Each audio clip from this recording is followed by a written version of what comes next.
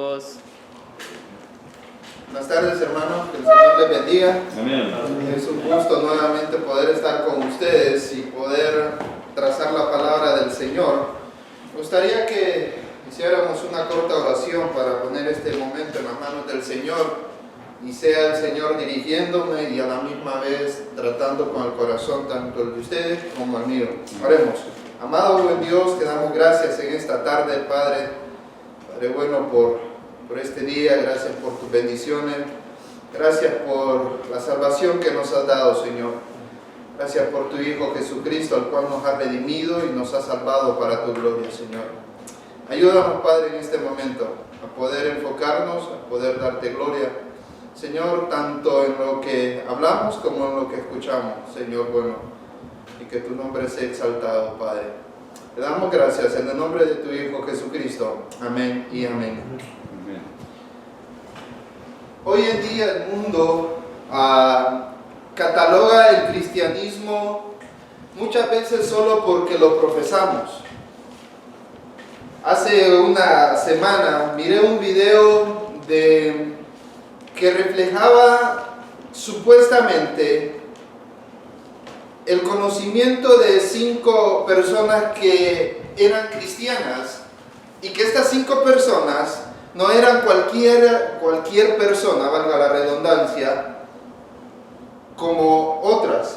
Estas personas eran del mundo del espectáculo, ya sea cine, ya sea también música, o ya sea teatro y otras cosas.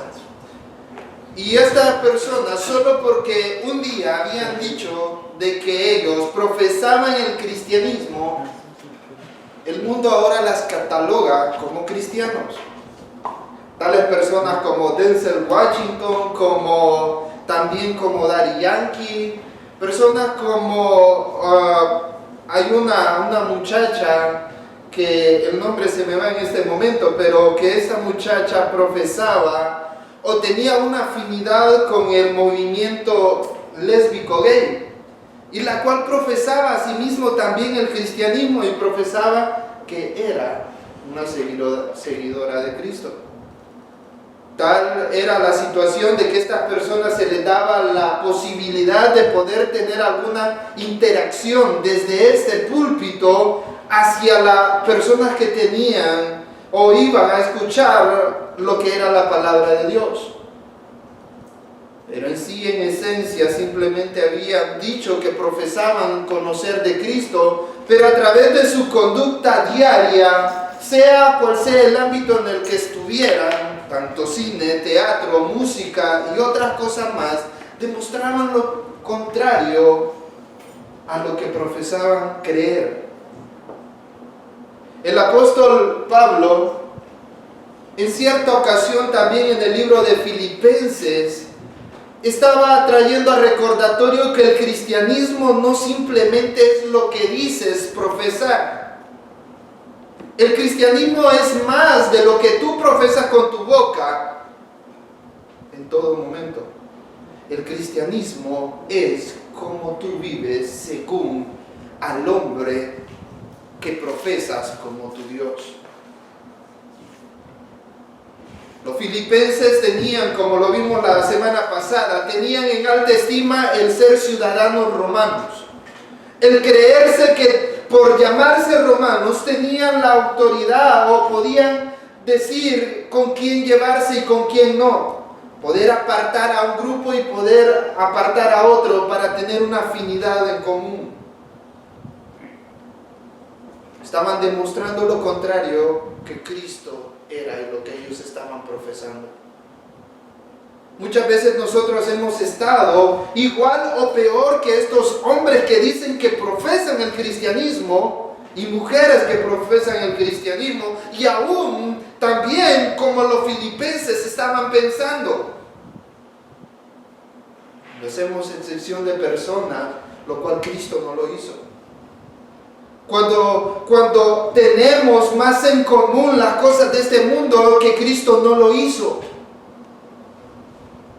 Cuando nuestra perspectiva de mirar nuestra vida diaria es más en cuanto ¿qué es lo que puedo hacer en esta tierra? ¿En qué puedo agradar a Cristo? Cristo, al contrario, cuando vino a esta tierra, Cristo vino a cumplir su voluntad para agradar al Padre y darle gloria a Él. No para hacer su propia voluntad. La semana pasada estuvimos viendo algo muy duro para nuestras vidas y lo tocamos en cuanto a la unidad de la iglesia. Y como lo pudimos ver y tomé en cuenta los consejos de todos ustedes, hicimos algunos cambios en este párrafo de Filipenses 2. Y estuvimos viendo la semana pasada, estuvimos tocando 2 puntos, de lo cual hoy quiero tocar un tercer punto, pero lo que estuvimos viendo la semana anterior eran 3 aspectos en cuanto a la unidad de la iglesia, a fin de que no claudiquemos como iglesias en el momento de la prueba.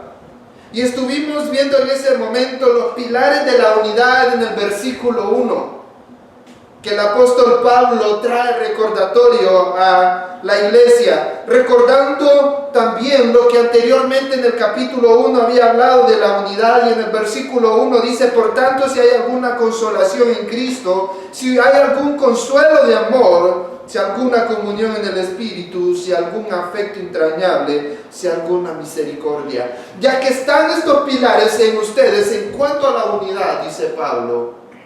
Ahora, en el versículo 2, miramos el segundo aspecto la semana pasada, del versículo 2 al versículo 4, en cuanto a la unidad, a fin de que no claudiquemos como iglesia en el momento de la prueba. Y esas eran las demandas para la unidad. ¿Qué era lo que se requiere para tener una unidad dentro de la iglesia y que la iglesia sea sana? Y lo vimos del versículo 2 al versículo 4. Y dice: completad mi gozo, sintiendo lo mismo, teniendo el mismo amor, unánime, sintiendo una misma cosa. Y dice Pablo en el versículo 3: nada hagáis por contienda o por vanagloria, antes bien con humildad, estimando cada uno a los demás como superiores a él mismo, no mirando cada uno por lo suyo propio, sino cada cual también por de los otros, demostrando que estas demandas deberían de estar, o esto es lo que debería de vivir en nosotros, con el fin de que haya una unidad en la iglesia para la salud de ella misma, y asimismo para que a través de esa unidad haya gloria a Dios, y que las demás personas miren a través de ello, miren a través de la unidad de nosotros el verdadero evangelio de Jesucristo. El verdadero evangelio de Jesucristo. Y hoy estaremos viendo del versículo 5 al versículo 11 la abnegación para la unidad, del versículo 5 al 11. Y trataré de explicar esta abnegación, qué relación tiene en cuanto a esto de la unidad. Este día, hermanos, estaremos viendo el máximo ejemplo de la humildad o de la abnegación al cual deberíamos de seguir. El máximo ejemplo de humildad o de abnegación al cual deberíamos de seguir, y lo miraremos del versículo 5 al versículo 8, la humillación de Cristo. Y el viernes estaremos mirando que la autonegación trae gloria a Dios. Y que esto también no solo compete a lo que Cristo hizo, que trae gloria a Dios, sino que si ustedes miran desde el versículo 1 al versículo 4, hablamos de esto, de una autonegación. Versículo 4 dice: no mirando cada uno por lo suyo propio, sino cada cual también por de los otros. El versículo 3: nada hagáis por contienda o por vanagloria, no piensen en ustedes mismos, sino piensen en los demás. Es una autonegación en cuanto a esto. Entonces, como les dije, hoy estaremos mirando el mayor ejemplo de la humildad, y que dentro de esto el mayor ejemplo de la humildad, estaremos viendo lo que es la humillación de Cristo. La humillación de Cristo. Esta tarde estaremos viendo, como les digo, 4 cosas, hermanos, en cuanto a la humillación de Cristo, 4 humillaciones que Él hizo a sí mismo para traer gloria a Dios. Y si ustedes van conmigo al versículo 5, dice: haya pues en vosotros este sentir que hubo también en Cristo Jesús. Detengámonos aquí un poco. Esto, cuando habla el apóstol Pablo en el versículo 5, esto está hablando de algo que ya se mencionó anteriormente, y también de algo que se va a mencionar después. Dice: haya pues. Esto piensen en ustedes, lo cual también hubo en Cristo. Pablo les introduce ahora al mayor ejemplo de la humildad. Cuando dice: haya pues en vosotros este sentir que hubo también en Cristo, introduciéndolos a lo que es el mayor ejemplo de la humildad, ya habiéndoles hablado sobre los pilares de la unidad y habiéndoles hablado de la demanda, de las demandas para la unidad. Ahora les habla sobre ese mayor ejemplo de la unidad que es Cristo mismo. Como ejemplo a ello, apremia a la humildad de los filipenses en ese momento cuando le dice: haya pues en vosotros este sentir que hubo en Cristo. Apremia a la humildad de los filipenses, ya que, como les digo, ellos, por creerse romanos, ellos se creían mucho. Pero les dice: eso al par de Cristo no vale nada. No vale nada. Ustedes tienen que pensar como Cristo, le dice, como Él tiene que expresar. En el original hay una frase que es tautofroneite. Esto hace mención al mayor ejemplo de la humildad que debería de haber tanto en los filipenses como en nosotros. Pablo presenta un ejemplo supremo e inigualable de humildad que sirve como la motivación para nuestras vidas, hermanos, a no creernos más que los demás, a no creernos más, a poder mantenernos, si es posible, tener el concepto, aún sea lo que sea el otro hermano, ser un siervo de este hermano, ser un siervo de este hermano. La encarnación llama a los creyentes a seguir el ejemplo incomparable de la humildad que Cristo mostró. Su renuncia, su entrega, su sacrificio y amor abnegado de Jesús al enfrentar la encarnación en obediencia y sumisión voluntaria a su Padre, como Lucas 2:49 nos enseña. Pero si ustedes siguen conmigo en el verso, dice el versículo 6, solo el versículo 5, me olvidé de poder demostrarles esto, que el 5 y el 6 están haciendo una introducción para demostrarlo las cosas que Cristo hizo en su humillación. Que Cristo hizo en su humillación. Y dice el versículo 6, dice: el cual hace referencia a Cristo, quien, siendo en forma de Dios, no estimó el ser igual a Dios a cosa como aferrarse. Este cual hace mención de Cristo, mencionado en el versículo 5. Y dice: siendo en forma de Dios. Este siendo habla de que antes de la creación, desde la eternidad, Cristo ha sido 100% Dios. 100% Dios. Y si ustedes miran conmigo el versículo, dice el cual siendo en forma de Dios. Esta palabra forma habla del sentido que era de la misma clase, de la misma esencia. No son personas distintas, son de la misma clase. No hay una diferencia entre ellos dos, entre Cristo y Dios. Y por eso dice en forma. Esa palabra hace esa connotación que es la esencia de algo. Esta palabra no se está refiriendo también, tenemos que entender a la vida externa externa, sino a la vida interna en sí. A la vida interna en sí. No está hablando, como les digo, de que Cristo por su humanidad, cuando Cristo se hizo humano, era como que estábamos viendo a Dios el Padre, o estamos viendo a Dios en sí. No habla sobre algo externo, sino algo interno, en su deidad en sí, como Dios es.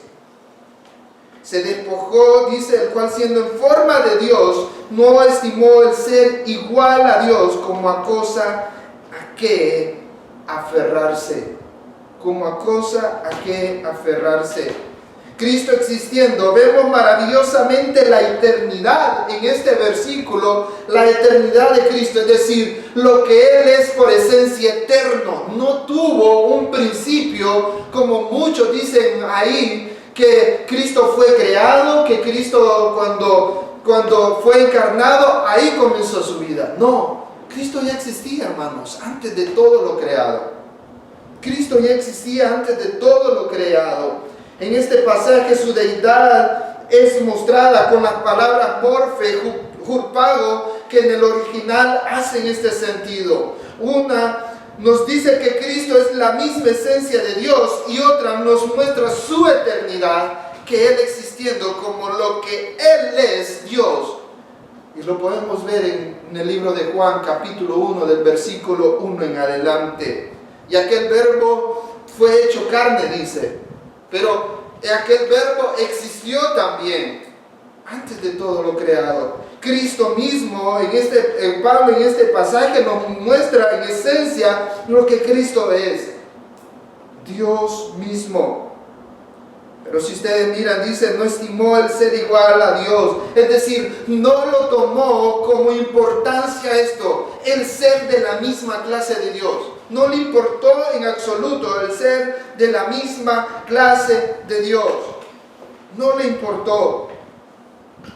No le importó el ser igual a Dios como a cosa en que aferrarse. Esto de aferrarse significa de decir, yo no tengo por qué ir a esa tierra a morir por esos hombres pecadores, viles, hombres que no se merecen. No se merecen que yo deje todo esto. Eso de aferrarse es de agarrarse profundamente sin soltarse. De que tengo, significa eso, de que tengo las suficientes evidencias como para poder decir, no me puedo soltar de esto. No me lo puedo hacer.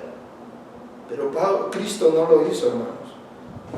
No lo tomó eso como ser el Dios creador de todo, como dice Colosenses 1:15. No tomó como eso de decir, yo soy el creador de todo, yo soy el Dios todopoderoso. No lo tomó eso como algo que poder decir, no voy a hacer o no voy a ir a esa tierra a morir por estos pecadores. No lo voy a hacer. No lo voy a hacer. Pero si usted sigue conmigo, y es aquí, del versículo 7, mira el contraste del versículo 7, dice, si no, el contraste a lo contrario de que Él no se aferró, sino dice, sino que se despojó, dejó a un lado todo aquello que tenía en los cielos, su gloria, la gloria que le daban tanto los ángeles como los santos que estaban en el cielo. Dice que si no, se despojó a sí mismo. Él mismo se despojó. Y como primera evidencia, hermanos, en cuanto a esto de la humillación de Cristo, que le dije que íbamos a mirar cuatro humillaciones que Él mismo hizo para traer gloria a Dios Padre. En este versículo miramos la primera. En este versículo miramos la primera, y esta es, se despojó o se vació a sí mismo. Como les dije, esta palabra cuando dice si no, hace el contraste con lo que el versículo 6 está diciendo, que no le importó el ser igual a Dios, o no estimó el ser como Dios, o se aferró a esto, sino que dice, sino que se despojó a sí mismo. No hubo alguien, hermano, que lo forzó a él a dejar eso, cuando dice a sí mismo. No hubo nadie que lo forzara a eso. Él mismo lo hizo, él mismo lo produjo en poder despojarse a sí mismo. Nadie más lo forzó, sino que se despojó a sí mismo. Y ahora la pregunta sería, ¿de qué se despojó Cristo? Hay 4 cosas aproximadamente, o 5, de cosas que Cristo se despojó. Solo las vamos a ver así, se las daré y mirarán citas bíblicas en las cuales nos apoyan esto. Se despojó, la primera, se despojó momentáneamente de su gloria divina. Es lo que dice el libro de Juan 17, 1, 5 y aún el versículo 24. El Hijo de Dios dejó la adoración, como le dije, de los santos y de los ángeles que estaban en el cielo. Él dejó en esa pausa. ¿Recuerdan lo que dice en Juan 17? Cuando Cristo está hablando sobre la oración y pide por aquello, le dice, Padre, glorifícame con aquella gloria que tuve antes. Trae a recordatorio eso. El segundo, de la segunda cosa que se despojó Cristo, o su derecho divino, se despojó de la autoridad que podía ejercer con independencia. La segunda, se despojó de la autoridad que podía ejercer con independencia. Y cuando hablamos de esto, hermanos, traemos a recordatorio lo que Juan 10:30 dice, y aún Juan 5:30 dijo, no puedo hacer nada por mí mismo, dijo Cristo. Según oigo, así juzgo, y mi juicio es justo, porque no busco mi voluntad, dice, sino la voluntad del que me envió, la del Padre. La del Padre. Se despojó, como le digo, de la autoridad que podía ejercer con independencia. Ahora estaba sometido bajo la voluntad del Padre. En el momento de su humillación, Cristo ahora se somete a la voluntad de su Padre. Ya no es lo que Él quiera hacer, sino la voluntad de su Padre. Eso es lo que ahora hago, dice Cristo. Eso es lo que ahora hago. No significa, hermanos, con esto que estoy diciendo, que ya no es lo que Él quiera hacer, es que lo que Él puede estar pensando es pecaminoso. No lo estoy diciendo en esa manera, de decir que va a contradecir la voluntad de su Padre. No, Él está en concordancia con lo que su Padre ha determinado. Ellos están haciendo. Como tercero, de lo que se despojó Cristo, se despojó del ejercicio voluntario de alguno de sus atributos divinos, más no de la esencia de su deidad. Repito, se despojó del ejercicio voluntario de alguno de sus atributos.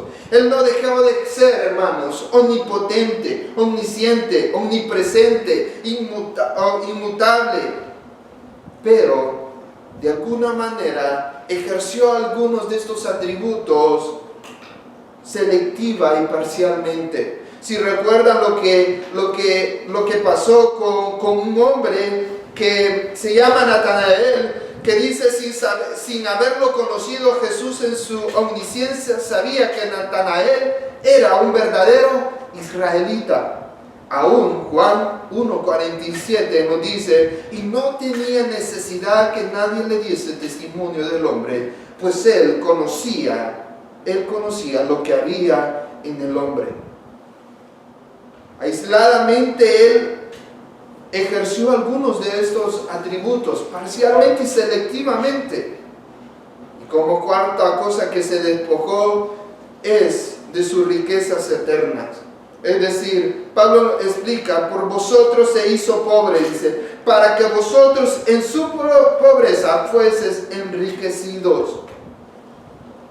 Si bien muchos comentaristas, hermanos, han interpretado esta pobreza como una referencia a su situación económica en la tierra, no tiene nada que ver en cuanto a esto. No tiene nada que ver en cuanto a esto. El punto no es que Cristo haya renunciado a las riquezas terrenales, sino a las celestiales, como vimos. Él dejó la adoración, el servicio de los ángeles y de los redimidos en el cielo, como Mateo 20:28 nos enseña. No dejó, hermanos, lo de la tierra, sino lo que le pertenecía por lo que Él es en los cielos. Y como quinto, de lo que se despojó por un tiempo de su relación única, íntima y directa con su Padre Celestial. Para cumplir el plan divino de la redención, al que no conoció pecado, dice Corintios, por nosotros lo hizo pecado, para que nosotros fuésemos justicia hecho en Él. Hermanos, esto nos debería de mover nuestro corazón al pensar esto. Al saber que el Dios Todopoderoso dejó todas estas cosas en el cielo con un único fin de venir a esta tierra. Y sí es cierto que para poder satisfacer la ira de Dios, pero a la misma vez nosotros salimos beneficiados de ello. Nosotros salimos beneficiados de ello. Si ustedes siguen conmigo en el versículo 7 dice, sino que se despojó a sí mismo. Y aquí encontramos el segundo, miren, la segunda humillación de Cristo. Y dice el 7, tomando forma de siervo. Ahora hace lo contrario. Anteriormente dice en el versículo 6, el cual siendo en forma de Dios. Ahora en el versículo 7 dice Pablo, tomando forma de siervo. Cristo dejó sus derechos de su señorío, tomando forma de siervo esclavo, como siervo esclavo. Hermanos, esta parte de morfeteo no significa que Dios, cuando en el versículo 6 dice morfeteo, significa cuando Él dice siendo en forma de Dios, no significa que cuando en el versículo 7 que estamos, cuando vuelve a decir morfe, dulos, esto no significa, hermanos, que Cristo dejó de ser una cosa para hacer otra. Él seguía haciendo las dos cosas. Seguía siendo tanto Dios como hombre. 100%. Él seguía haciendo. Él lo seguía haciendo. Hermanos, en su forma de siervo, entendiendo esta parte que siendo forma de siervo, hermanos, Cristo mismo, o lo podemos ver dentro de la Escritura, que Cristo cumplió todos los requisitos como un siervo. Un siervo no tenía, hermanos, voluntad propia.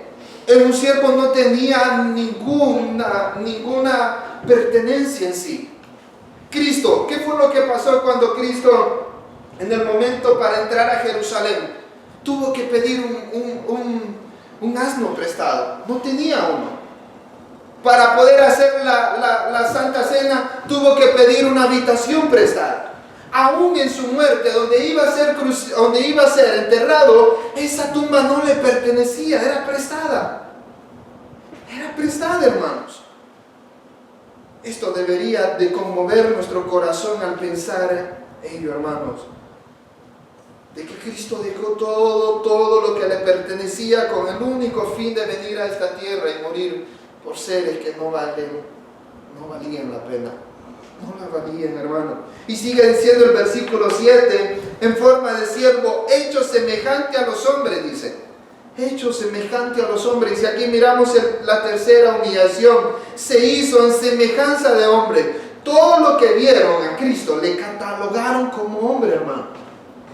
Recuerda lo que Mateo, versículo 13, capítulo 13, versículo 55 dice, ¿no es este el hijo del carpintero? ¿No se llama su madre María y sus hermanos Jacob, José, Simón y Judas?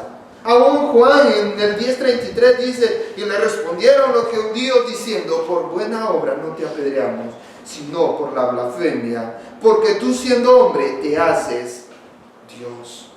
Te haces Dios. Hermanos, Cristo no solo fue Dios en cuerpo humano, sino que adoptó todos los atributos esenciales de la humanidad, como en Lucas 22:52. Esto debería de poder hacernos pensar, hermanos. Y nos vamos a quedar para el otro para la otra predicación, con el último punto, explicárselos en este momento. Pero pensemos, hermanos, en esto. Si Cristo, siendo el creador eterno de todo, si Cristo siendo el que lo creó a usted, si Cristo siendo el que le dio la vida eterna a usted, si Cristo siendo el que lo sacó de su lapidia espiritual, entregó todo para dar un ejemplo de humildad y de unidad a la misma vez con su Padre, ¿cuánto más nosotros, siendo hombres pecadores, polvos, como dijo el hermano el domingo en la predicación de la iglesia, siendo hombres polvo, no vamos a considerar en nosotros humillarnos y poder tener en alta estima más a nuestros hermanos que a nosotros mismos? Si profesas ser un creyente genuino y verdadero, hermanos, tienes que ser o seguir el ejemplo de ese Dios al cual profesas. Si no, piensa si verdaderamente tu fe está haciendo lo que profesas. Oramos en esta tarde. Nuestro buen Dios y Padre, te damos gracias, Señor. Gracias por tu perdón, por tu misericordia, Señor, a seres indignos como nosotros. Gracias porque nos has rescatado y nos has dado vida, Señor, aún sin merecerlo. Merecíamos que ese Cristo glorioso pudiera haber hecho todo lo que hizo con el único fin de poder traer esperanza a la raza humana, Señor. Ayúdanos a ser seguidores de Cristo, no solo en palabras, Señor, sino en hechos, para que tu nombre sea glorificado y exaltado. Te damos las gracias en Cristo Jesús en esta tarde. Amén y amén. Amén.